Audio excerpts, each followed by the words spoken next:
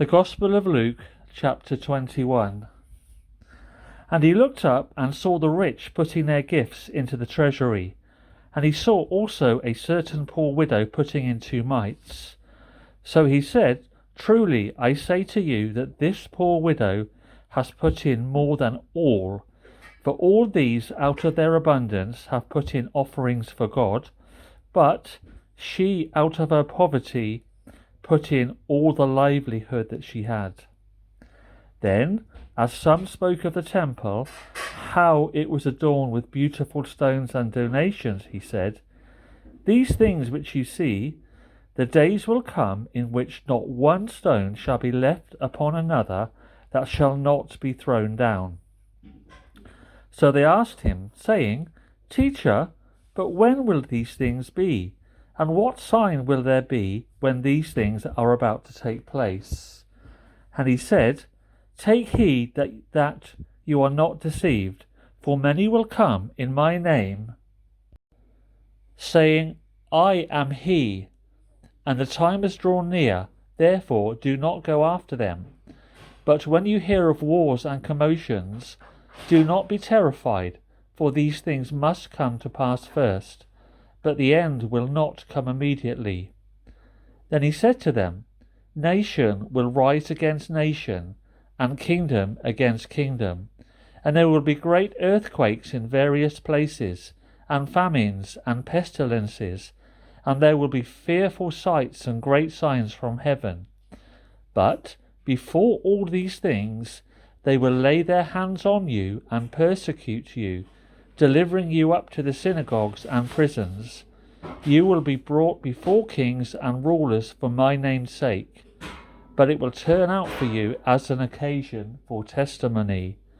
Therefore, settle it in your hearts, not to meditate beforehand on what you will answer. For I will give you a mouth and wisdom which all your adversaries will not be able to contradict or resist. You will be betrayed even by parents and brothers, relatives and friends, and they will put some of you to death. And you will be hated by all for my name's sake, but not a hair of your head shall be lost. By your patience possess your souls. But when you see Jerusalem surrounded by armies, then know that its desolation is near. Then let those who are in Judea flee to the mountains. Let those who are in the midst of her depart, and let not those who are in the country enter her. For these are the days of vengeance, that all things which are written may be fulfilled.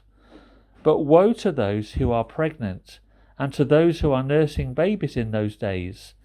For there will be great distress in the land and wrath upon this people, and they will fall by the edge of the sword and be led away captive into all nations.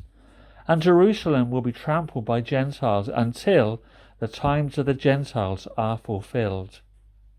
And there will be signs in the sun, in the moon, and in the stars, and on earth distress of nations, with perplexity, the sea and the waves roaring, men's hearts failing them from fear, and the expectation of those things which are coming on the earth, for the powers of the heavens will be shaken. Then they will see the Son of Man coming in a cloud with power and great glory. Now when these things begin to happen, look up and lift up your heads, because your redemption draws near. Then he spoke to them a parable. Look at the fig tree and all the trees. When they are already budding, you see and know for yourselves that summer is now near. So you also, when you see these things happening, know that the kingdom of God is near. Assuredly, I say to you, this generation will no means pass away till all things take place. Heaven and earth will pass away, but my words will no means pass away. But take heed to yourselves, lest your hearts be weighed down with carousing, drunkenness, and cares of this life, and that day come upon you unexpectedly, for it will come as a snare on all those who dwell on the face of the whole earth.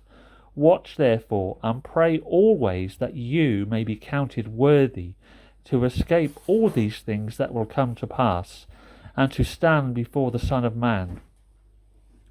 And in the daytime he was teaching in the temple, but at night he went out and stayed on the mountain called Olivet. Then early in the morning all the people came to him in the temple to hear him.